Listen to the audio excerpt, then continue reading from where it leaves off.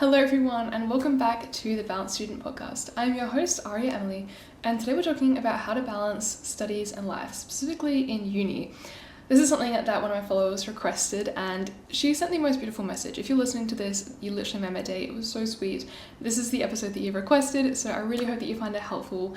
And if you're new to this podcast or to my YouTube channel, I would really appreciate it if you could give the podcast a rating if you're on Spotify, and if you could like and subscribe on YouTube, because that helps this to get reached to even more people and we can help even more students. So that would be absolutely amazing. So we're going to be talking about all things to do with your schedule, how to mentally balance things, how to physically balance things, and how to make the most out of both sides of things. So living your life and also doing really well in school.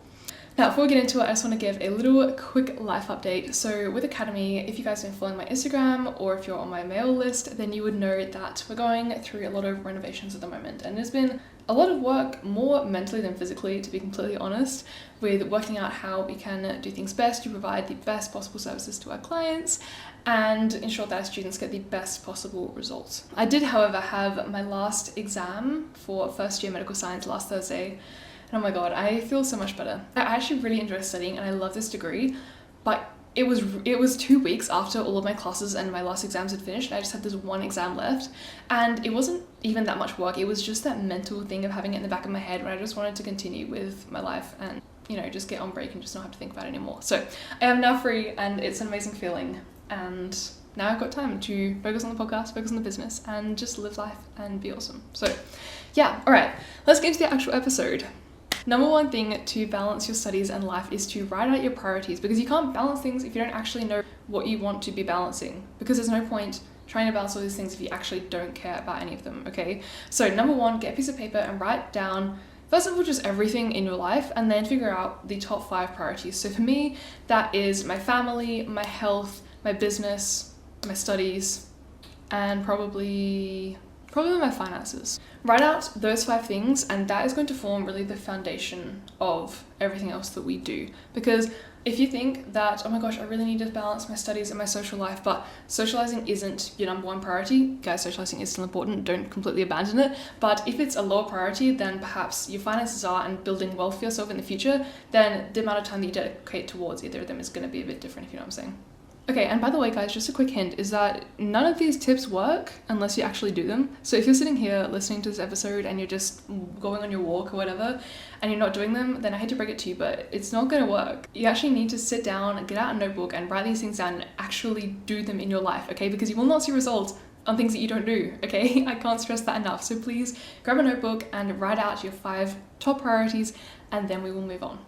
So this next step I say in so many episodes, and someone actually said to me the other week that they know that I say this in most episodes, and I was like, well, should I stop saying it? But then I also realized that some people have never heard this in their entire lives and it can be really life-changing. So my next tip is time blocking. Now, I did do another episode the other week on, what was it? It's called If You Want to Have a Life Outside of School, Watch This.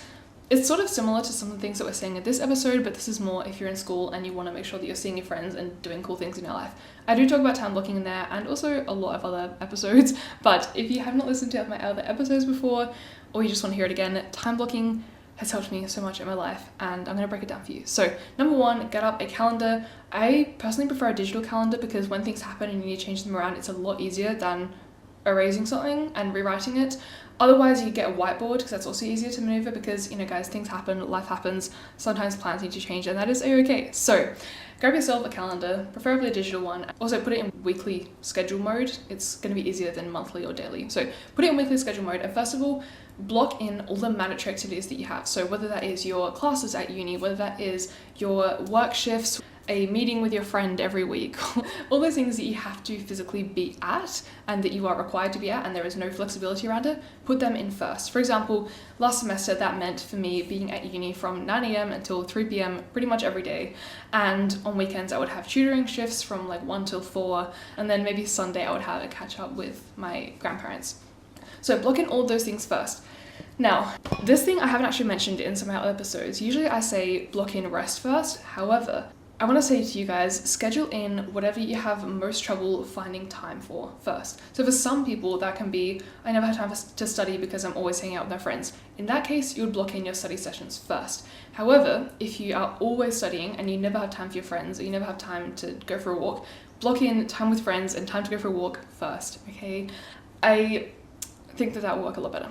And the reason that we do this is because sometimes if you are really passionate about studying and getting really good grades, like I am, it can be so easy to block all of your time for studying and then be like, oh my gosh, I have no time for my friends. Or you can be on the other hand where you're always socializing and you're like, oh my gosh, I really need to study because I've been spending too much time with my friends, which is fine. But we do want to have a balance, and that's why you're listening to this episode. So put in the thing that you find most trouble having time for first. And then obviously around that, then you'll put those other things. So just say you put in your study sessions first because they're most difficult for you to find time to do. Then you can put your socializing time, your exercising, going for a walk, all those other things.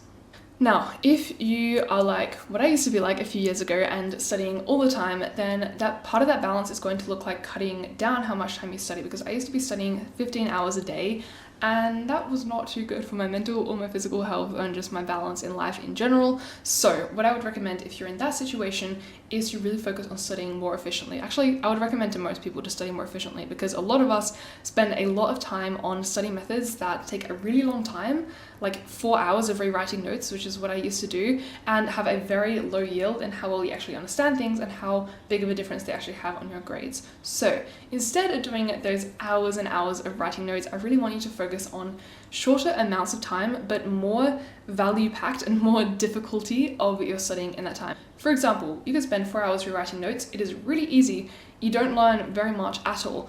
You can spend half an hour doing flashcards or practice tests, and it is really difficult and you will sit there and struggle. But doing those things is going to bring you so much more understanding and really have a higher yield on your academic results than rewriting notes will be. So it takes less time, you learn more, it's more difficult, but it's just better, honestly. Now, if you're listening to this, I know for a fact that you are an ambitious and determined student, and you want to actually do your best at school. You're not one of those students who just wants to pass, you just want to get B's and move on with your life. No, you actually want to aim for those really high marks. You want to aim for those A's, A+, 90s, 95%. And overall, you just really want to go above and beyond and achieve your personal best result. However, if you're also listening to this episode, I also know that you're probably feeling really disorganized and really overwhelmed by just how much work you have to do and by the abundance of study methods and everything else that you're consuming to try and sort out everything in your life. Because you're finding it difficult enough to get on top of all your work, let alone actually go above and beyond and go the extra mile to maybe get into that course that you want to get into that Ivy League university, all those things like that. Let alone actually have time left for yourself to rest and relax and enjoy your life. And you've most likely also tried literally every possible study method out there, every time-saving hack out there. You've made plenty of to-do lists, you probably already have multiple schedules going, but none of it genuinely feels like it clicks and actually solves the problem for you.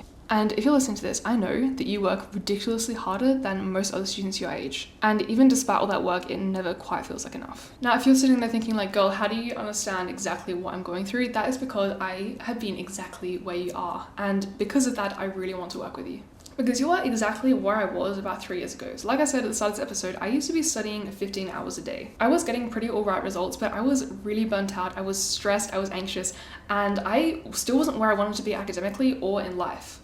Fast forward a few years and I cut down my studying time from 15 hours a day to literally 2 to 4 hours a day, and I managed to maintain a 6.8 out of 7 GPA at uni and averaged 97 to 98% across all of my subjects. And alongside that, I've actually had the time and freedom to actually enjoy my life and spend time at doing things that I love and that I'm passionate about, such as this podcast, such as running my business, and such as just doing those other things which make life really nice. Having been through all that myself, I then made it my mission to build a platform for other determined students like yourself to achieve the same, because having been through that transformation myself, I know that it is possible. And because you are sitting here listening to this episode, I know it is possible for you too. And that is why I built Academy specifically for you. And no, you do not need to wait for the perfect time to start your academic comeback. Whether you are in the middle of your school year, whether you're about to start uni, or whether you are currently in the middle of studying for your exams, Academy is designed to make that journey as smooth and as easy as possible for you. So you can actually focus on your own journey and unlocking your highest academic potential so that you can get the results and the life that you deserve. I have put the link in the description for you guys to enroll. So if you've been waiting for a sign to unlock your academic comeback, this is it, and I cannot wait to see you inside. I have a couple of other tips for you. These ones I feel like are specifically Actually, no, the next one is more specifically to do with being in uni because schools don't really do this. But if you're at uni, join clubs, specifically the healthy and wellness ones, but join clubs. I don't know about your uni, but my uni has literally hundreds of clubs. We have everything from the cheese tasting society to badminton to volleyball to rowing. We have everything. I can't even list them all, but there are so many. Your uni probably has them as well. I mean, I can't speak for every unis, but most unis do have like a student association and a bunch of different clubs. So I would highly recommend joining those because especially if you're like me and you do find it hard to find that time to rest and socialize and do fun things, it's really good because clubs will arrange those things. Like they'll arrange a bowl for your cohort, or they'll arrange a night where you guys can just go out and have fun, or they'll arrange a picnic or sport matches and just those things to get your mind out of just uni work and actually live your life and do fun things.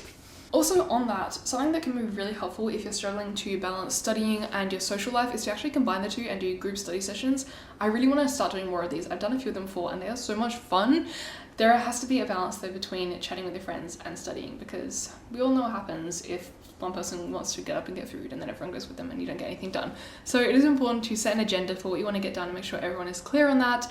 And then maybe after your locked in focus session, then you can all go out and get coffee or something, you know what I mean? But that can be really good to make your study sessions more enjoyable and also get that energy and just the vibes from your friends, because when you spend time with really good quality people, that is so fulfilling. It fills up your energy so much. And also, just a quick note, I didn't actually write this on my notes, but if you're spending time with people who are making you feel really drained and every time you hang out with them you feel exhausted, that is not helping with your balance at all, because you're just going home and feeling tired. We don't want that, okay? I know that friendships can be a really challenging thing, but when you're looking for new friends or you're making friends with people at uni, focus on how they make you feel and how you walk away from that interaction. I honestly should do a whole episode on this about finding good quality people at uni, because it is really important and it can really make or break your whole experience. So let me know if you guys want an episode on this, put it in the comments and I will see about making that one.